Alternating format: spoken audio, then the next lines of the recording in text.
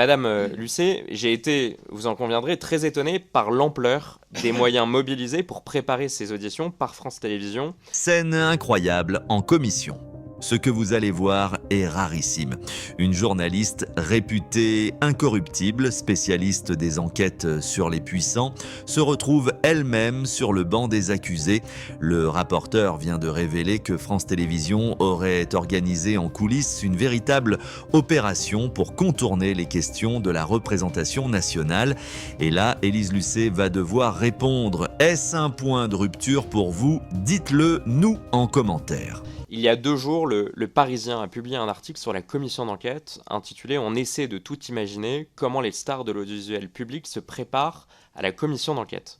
On y apprend dans cet article que les personnes auditionnées dans le cadre de cette commission sont extrêmement préparées et reçoivent des consignes très précises, dont celle-ci, je la cite, « Il faut faire chiant, élargir les sujets au maximum, être technique et lénifiant ».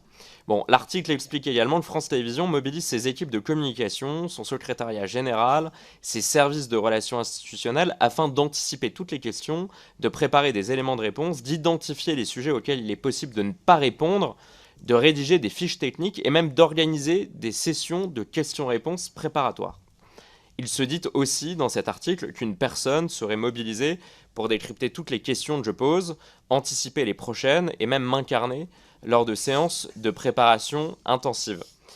Madame Lucet, j'ai été, vous en conviendrez, très étonné par l'ampleur des moyens mobilisés pour préparer ces auditions par France Télévisions.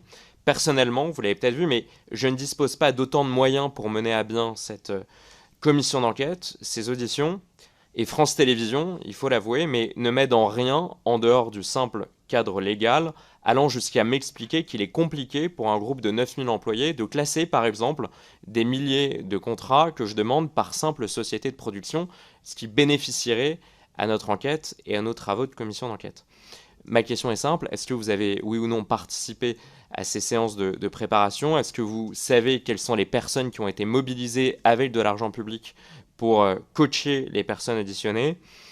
Et vous qui êtes tant attaché, et vous avez raison, à la question des financements, est-ce que vous avez une idée du coût que pourrait représenter pour le contribuable cette cellule que France Télévisions a mise en place, spécifiquement peut-être d'ailleurs pour neutraliser certaines des questions que je pourrais vous poser? Pardonnez-moi, monsieur le rapporteur, c'est bon? Allez-y. Alors, j'espère, en ayant fait un propos liminaire de 4 minutes au lieu de 10 minutes, que je n'ai pas été, vous avez dit quoi? Longue, chiante, lénifiante, c'était ça l'idée? Le rapporteur a cité le Parisien, c'était pas, il ne vous a pas qualifié. Hein. Manifestement, si consigne il y avait, je ne l'ai pas respecté. Donc, vous voyez, ça n'est pas véritablement ce que j'ai fait. La deuxième chose, la seule chose que moi j'ai répondu à l'article du Parisien, vous l'avez certainement lu avec attention parce que ça commence le papier, c'est nous préparons avec beaucoup d'attention toutes nos émissions et nous préparons avec attention aussi la commission. Ben, oui, évidemment que nous préparons avec attention cette commission. On est devant la représentation nationale. On est devant une commission d'enquête parlementaire. Et donc, il est hors de question d'arriver ici sans être préparé. Et l'essentiel des préparations que nous avons faites, je les ai faites avec les 2 personnes qui sont ici et avec les 2 rédacteurs en chef, enfin les 3 en tout rédacteurs en chef adjoints des 2 émissions. Donc, qui a la connaissance profonde des émissions que sont Envoyé spécial et Cache Investigation. Les gens qui fabriquent ces émissions, les gens qui les font. Donc, il y a même des reporters, je vais vous dire, d'Envoyé spécial, qui, sur des reportages spécifiques, nous ont aidés. Parce que, je vais être honnête avec vous, je ne peux pas me souvenir de tout. On a un chiffre extrêmement précis. Gilles, je me tourne vers toi. 35 ans, c'est 3519 reportages pour Envoyé spécial.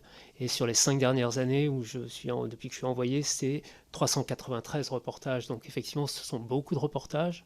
Et oui, on a travaillé pour se rappeler un petit peu de ce qui pouvait éventuellement vous intéresser. Et, ça a été ça notre travail en amont.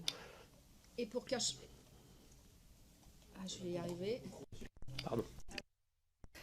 Et pour Cache Investigation, c'est 77 émissions depuis la création. Donc, vous voyez que, oui, effectivement, chacun de nos journalistes, mais comme pour les émissions, participe à une préparation sérieuse parce que nous prenons très au sérieux cette commission d'enquête. Et ça me semble tout à fait normal. Est-ce que de l'argent public a été mobilisé? Alors, franchement, non, si ce n'est l'argent public qui est mobilisé d'habitude pour préparer nos émissions. C'est-à-dire les équipes qui travaillent avec moi d'habitude ont travaillé, mais tout à fait normalement. On a un grand respect du travail que vous êtes en train d'effectuer. Il serait indigent, je dirais, de nous présenter sans avoir des choses précises à vous dire. Je le pense profondément. Merci, monsieur le rapporteur. Merci, Monsieur le Président. Merci, Madame, pour votre réponse. Question très courte, et je clôturerai cette parenthèse un peu d'introduction. Est-ce que vous avez eu connaissance d'un éventuel prestataire privé qui aurait été missionné par France Télévisions, notamment pour faire du média training ou pour coacher les personnes auditionnées? Et est-ce que vous avez reçu d'éventuelles consignes de la part de la direction avant de venir répondre à la représentation nationale? Alors, monsieur le rapporteur, non. Alors, pas du tout de société privée de coaching, mais vraiment pas du tout. J'ai prêté serment, donc je sais ce que je vous dis. Et est-ce que j'ai reçu des conseils? Alors oui, à peu près 450 conseils, mais venant, non, mais de tout le monde, c'est-à-dire que de la direction, de pas la direction, de tout le monde y va de son conseil, tout le monde vous dit quelque chose. La direction, ce qu'elle nous a demandé de faire, mais vraiment, c'est de travailler sérieusement cette commission, parce qu'elle la prend aussi très au sérieux et que c'est tout à fait normal. Donc voilà, et elle nous a fait une grande confiance par rapport à cette préparation, je vous l'avoue. Qu'elle vous a demandé aussi, comme elle l'a fait aux autres apparemment, de ne pas communiquer vos rémunérations et vos salaires. Apparemment, ça a été une demande formulée par la direction de France Télévisions. Oui, alors, j'imagine qu'on va en venir à mon salaire. Et c'est effectivement tout... Ah, donc j'en parle maintenant ou... Dites-moi.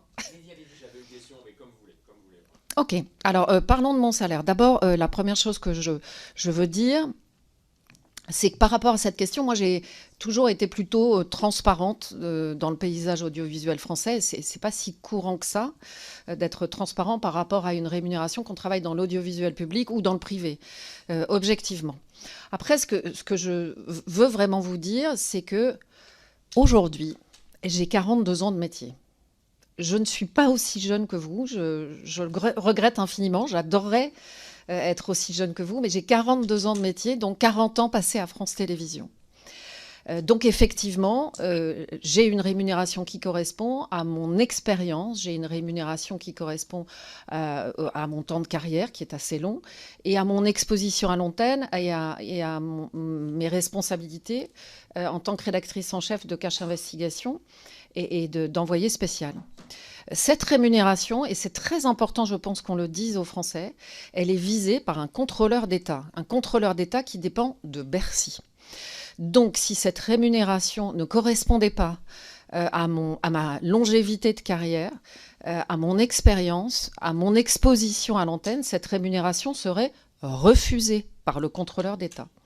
Et d'autre part, je tiens à vous dire quelque chose qui est important, parce que je vous entendais dire tout à l'heure, pardon, je ne vous ai pas corrigé, que j'avais été productrice de pièces à conviction. Non, je n'ai jamais eu de société de production extérieure. Je n'ai jamais eu de part dans aucune société de production extérieure. Je ne touche pas de dividendes. Je suis salariée de France Télévisions et uniquement salariée de France Télévisions. Qu'en pensez-vous? Dites-le nous en commentaire. Merci d'avoir regardé cette vidéo. Pensez à liker et à vous abonner pour ne rien rater de nos nouvelles vidéos.